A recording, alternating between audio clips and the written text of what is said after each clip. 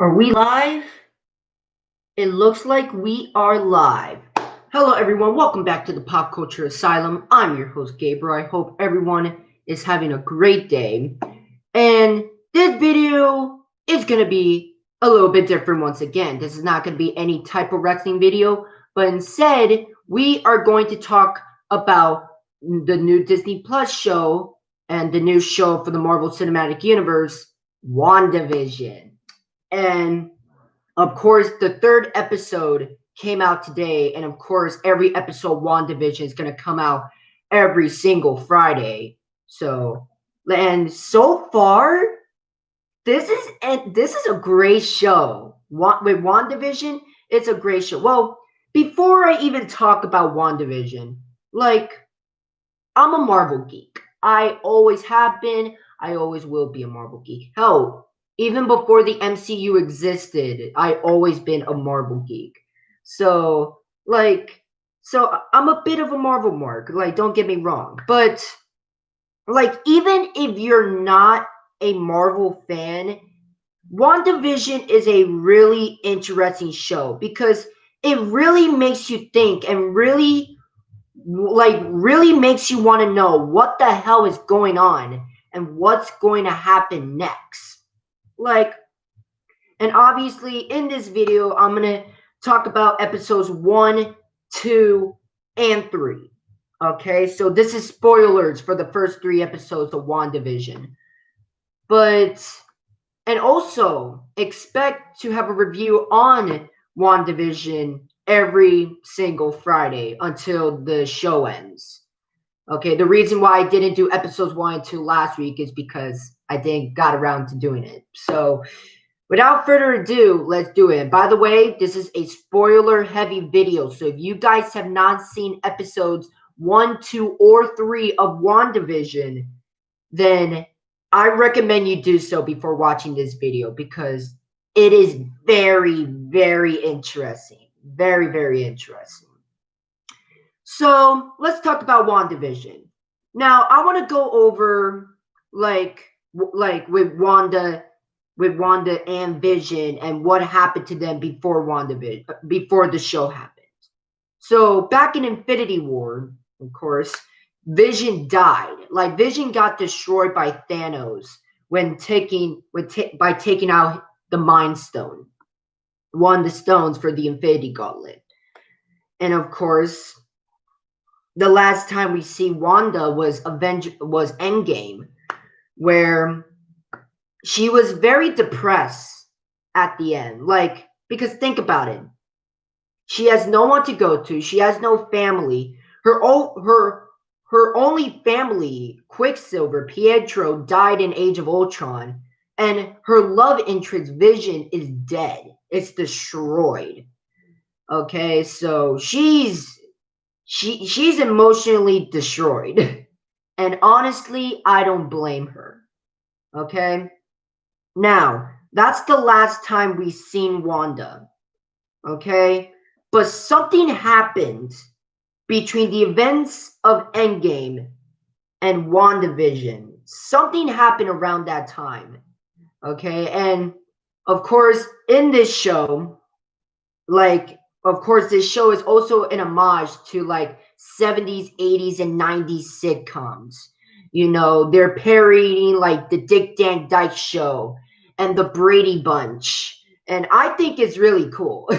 I think it's really cool. And some of the funny, like slapstick, it's kind of funny. I'm not going to lie. I'm not going to lie. But there are also portions of the show where something doesn't seem right and something feels terribly, terribly wrong. Like some of the characters, like one good example is episode 1. You know, there's like this big dinner going on with Mr. and Mrs. Hart, right?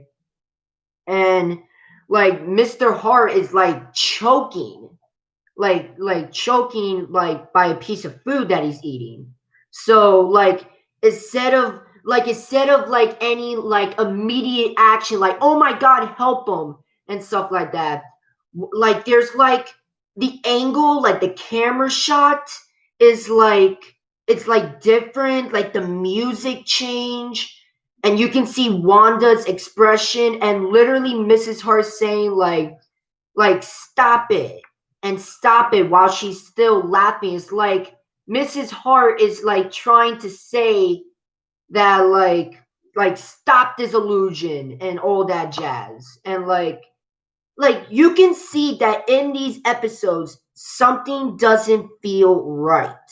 Okay, something more sinister is going on, which I really, really like. The devil is in the details, and I love that. Every show every show that I like, every TV show that I like, every movie that I like the fact the type of movies that I like and the type of TV shows that I like really put a lot of emphasis on the details. And that's why I really love WandaVision so far. Like they put so much emphasis on the details. Like it's ridiculous and it is so well done. So well done.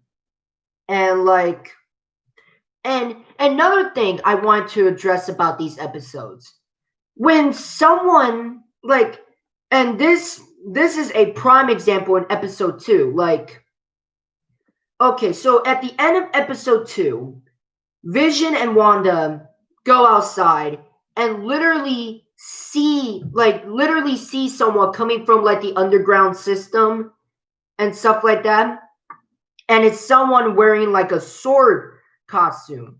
Now, and I'll get to explaining sword in a minute and their involvement in WandaVision. But there's a sword employee coming out, but then Wanda just rewinds time like nothing has happened. So it's either she's doing that or something else is going on.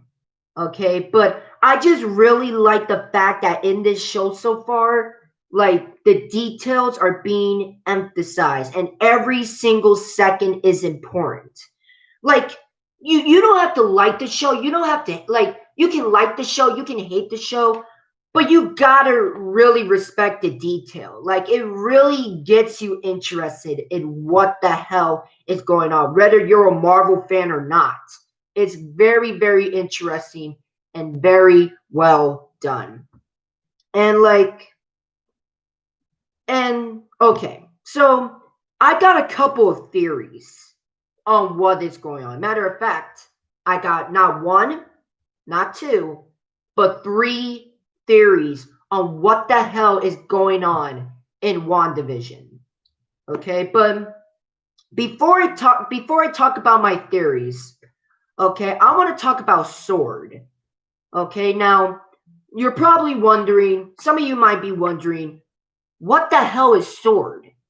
Okay, now in Marvel Comics, sword is basically shield, but instead of monitoring Earth, they basically monitor space. Okay, so they basically monitor what the hell is going on beyond Earth and beyond the space of the Marvel universe, basically. And what makes this interesting is that, and what seems to be a little confusing for me is that Sword is supposed to be a cosmic type organization that's supposed to monitor space. So why is Sword monitoring what Scarlet Witch is doing? I just think that's a little weird. But it could be just it here's two things I see about it. Either number one, the people in Marvel, the people that are in charge of Marvel wanted to change what sword means. So instead of sword being like a cosmic thing, sword is like another shield in a way, which I'm really not a fan of because I really do like the concept of a shield monitoring space. So the fact that they would change sword, it's kind of it's I just don't know about that. I really don't know about that. But there's also this other speculation that either Wanda herself or someone that is manipulating her is like like changing sword as to like to see them like as bad guys, even though that's not the case. But Wanda never even knew sword. Like sword wasn't even made yet, or at least not in my knowledge in the Marvel Cinematic Universe. We haven't seen sword once. So I don't know. I think it's weird. I like more than likely I think the higher ups at Marvel wanted to change Sword instead of being a cosmic organization. They wanted Sword to be another shield, which like I guess, but it's just cool. Like I don't see why they would change Sword's like mentality and stuff like that. But that's just me. That's just my opinion on that. So let's talk about the meat and potatoes of this video. What the hell is going on with WandaVision? Who is doing this? Why is everything a freaking sitcom? Well, I got three theories. Okay? Let's go over the theories. So, theory number one, Wanda is losing control of her powers. No one's manipulating her, but Wanda is losing control of her powers. Okay, I already explained earlier in the video that Wanda lost her only family in her brother, Quicksilver. He died in Age of Ultron, which, by the way, he was referenced in episode 3 today by Gerald D, one of the characters in the show. Okay. Of course, she also lost Vision as well. And she has no family to go to. And she did lose one of her friends in Tony Stark. Okay. So you can say that Scarlet Witch is at a state of depression to the point that she is losing control of her powers. And her making a sitcom of like bringing back Vision and like bringing a love sitcom is like a way to make her happy. Now, we have seen something similar like this in the comics. Of course, in case you guys don't know, House of M. House of M, which personally is one of my favorite Marvel storylines. It's a story where Wanda like lost her kids. Okay, like Wanda lost her kids and she went insane because of it. She went to a state of depression and she lost her shit and her powers became so out of control that she made another world. So I definitely see a lot of House of M vibes in WandaVision, which more than likely the higher ups in Marvel got the idea of WandaVision from House of M. So either number one, Wanda is like with no one like manipulating her or mind controlling her anyway, is she's depressed, she's in a state of depression, and her powers are getting out of control. And that's why a good amount of people, including her, are in a sitcom type situation. And number two, someone is manipulating Wanda. And I got two people on who I think could be. I'm going to go over number one real quick. Nightmare. Now, in case you guys don't know, Nightmare is one of the villains that are like, what's that word?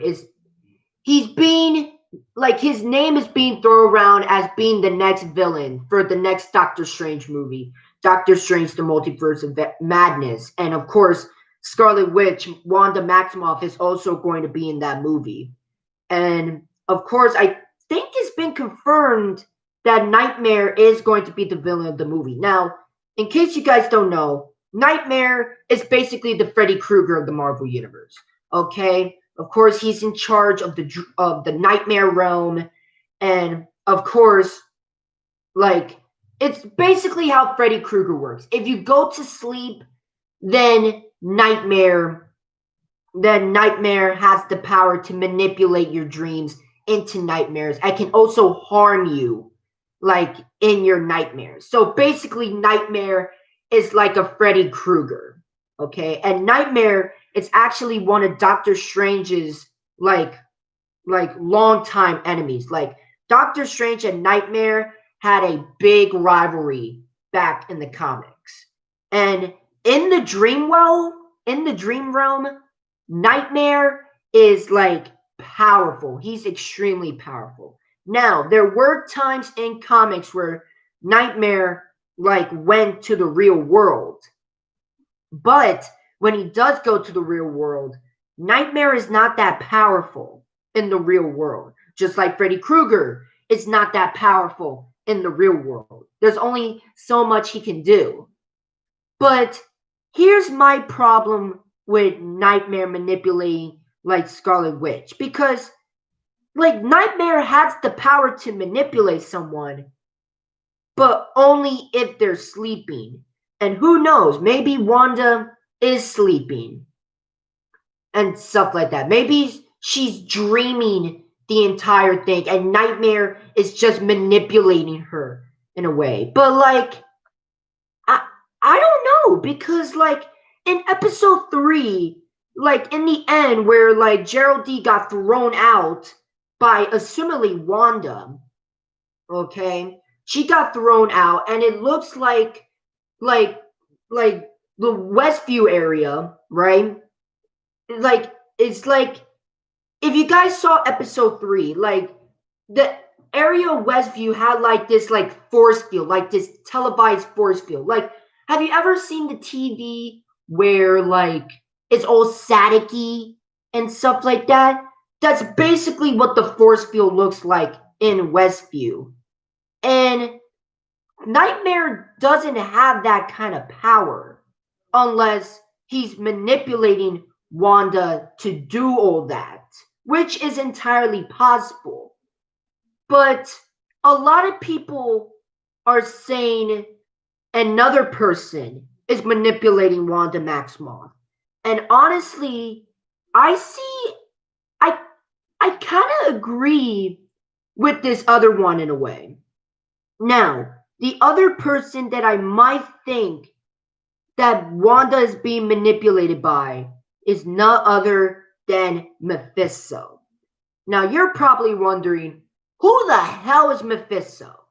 Well, Mephisto is basically the Marvel Universe equivalent of the devil of Judeo Christianity. So, if you guys know how the devil works, then you have a good idea on how Mephisto works in the Marvel Universe. Mephisto is basically the devil of the Marvel Universe, but he's not exactly powerful because in the Marvel Universe there's like a hierarchy, because there's also a being called the one below all, which is like he's like the most powerful of them all when it comes to darkness. But Mephisto is like just powerful in his own right. Of course, Mephisto is also the person that made Ghost Rider. Okay, it's because of Mephisto that we have Ghost Rider.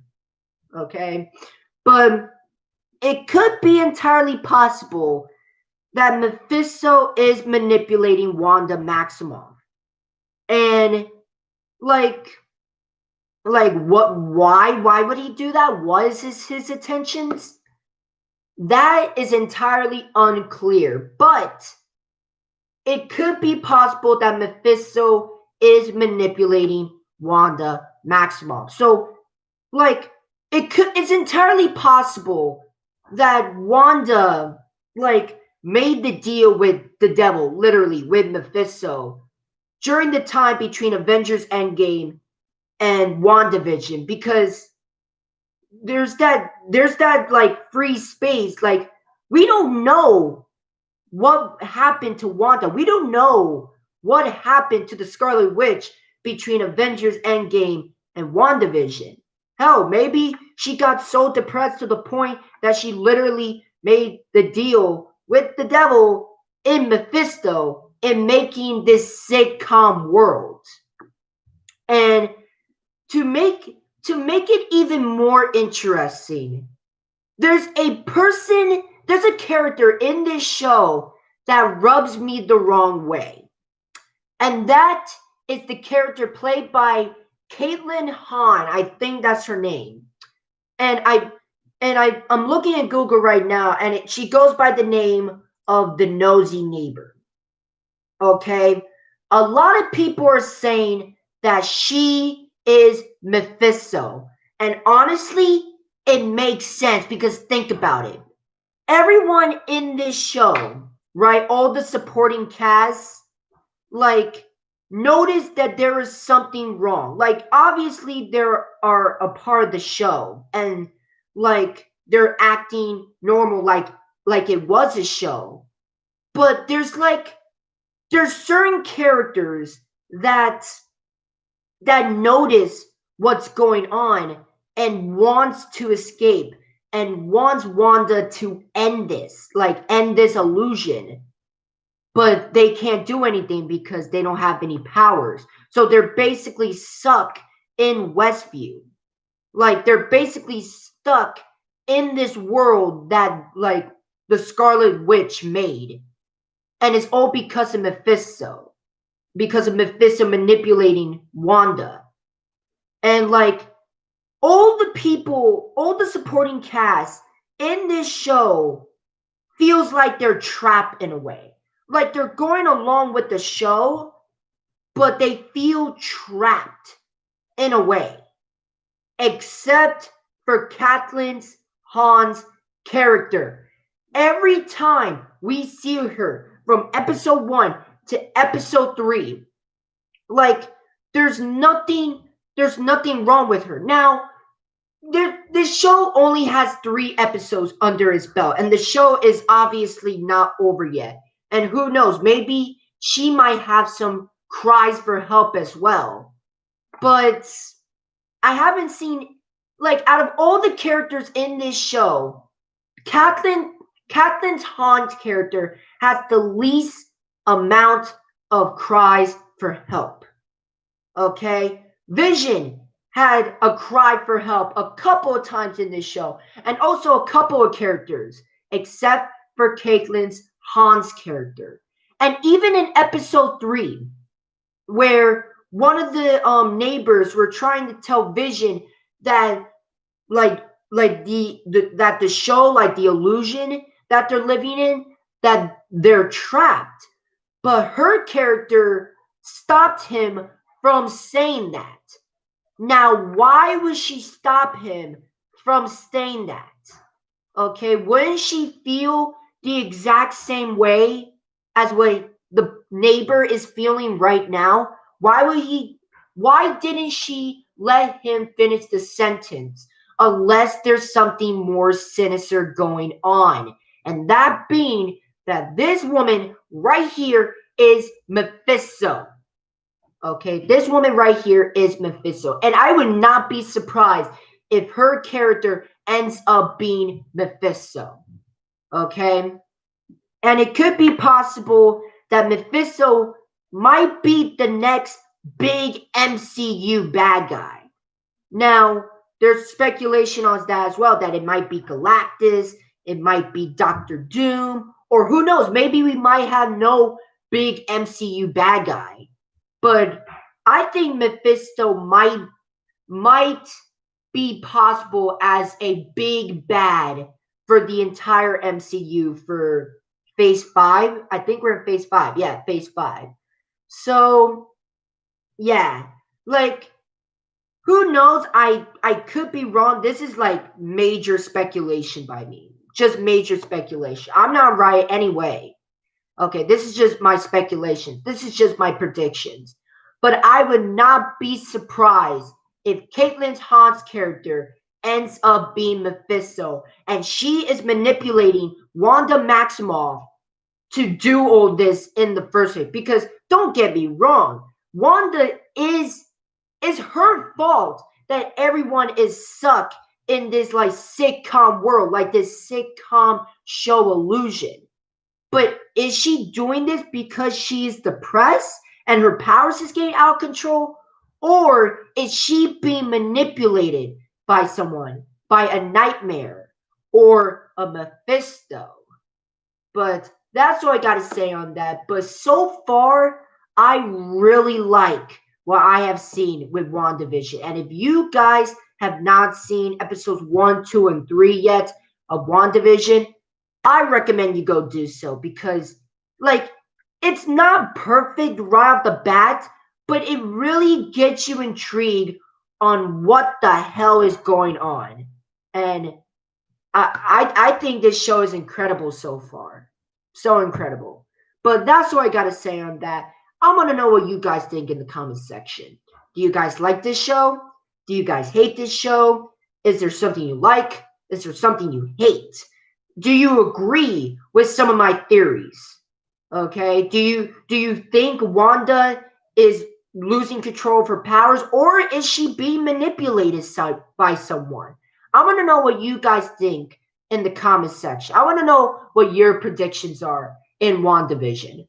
But that's all I got to say on that. Thank you so much for watching this video. If you guys like this video, make sure you leave a like.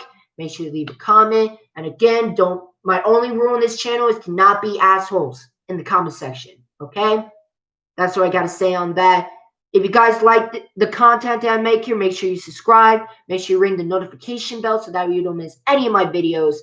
But until next time, this is Gabriel, and I will see you next time in the asylum.